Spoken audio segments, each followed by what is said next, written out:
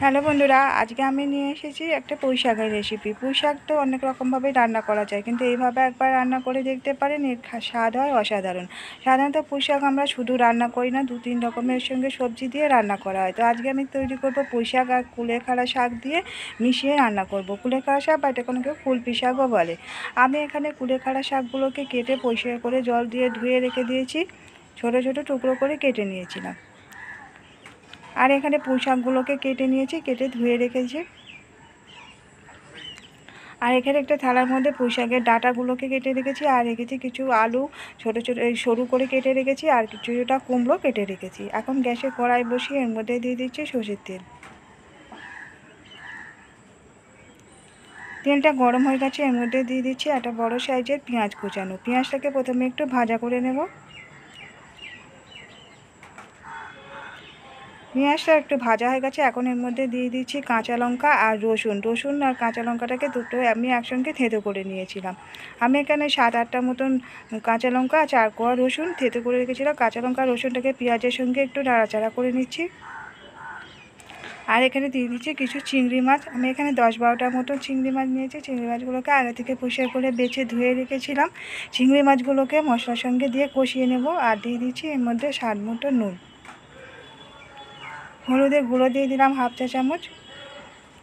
নুন হলুদটাকে দিয়ে এই চিংড়ি মাছের সঙ্গে একটু কষিয়ে নেব। এখন এর মধ্যে দিয়ে দিচ্ছি কেটে রাখা আলু, কুমড়ো আর পুঁই শাকের ডাঁটাগুলো। পুঁই শাকের ডাঁটা, আলু আর কুমড়ো দিয়ে মশলার সঙ্গে ভালো করে মিশিয়ে দিচ্ছি। খানিকক্ষণ এগুলোকে এই মশলার সঙ্গে কষিয়ে নেব। সামান্য একটু দিলাম চিনিটাকে দিয়ে আবারও ভালো করে মিশিয়ে দিচ্ছি। এবারে অল্প একটু জল দিয়ে দিচ্ছি, দিয়ে মশলা এইগুলোকে ভালো করে কষিয়ে নেব খানিকক্ষণ। পুঁই শাকের ডাঁটা, আলু আর কুমড়োটা কষানো হয়ে গেছে, এখন এর মধ্যে কেটে রাখা শাকগুলোকে দিয়ে দিচ্ছি। প্রথমে পুঁই শাকগুলোকে দিয়ে দিলাম, আর উপরে কুলেখাড়া শাকগুলোকে দিয়ে দিচ্ছি।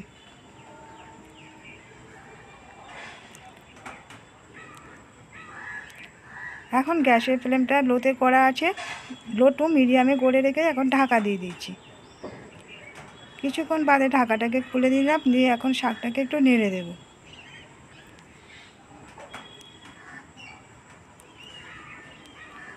এই যে শাকটা থেকে যে জল বেরিয়েছে, আবারও ঢাকা দিয়ে দেবো। এই জলে দিয়ে শাকটা সিদ্ধ হয়ে যাবে, এটা রান্না হয়ে যাবে। কুলেখাড়া শাক সাধারণত 2-3 রকম অনেক রকমভাবেই রান্না করা যায়। তো 2-3 ধরনের শাক দিয়ে মিশিয়ে রান্না করলেও খেতে ভালো লাগে। আবারও ঢাকা চাপা দিয়েছিলাম, এবারে ঢাকাটাকে খুলে একবার নেড়ে দিচ্ছি।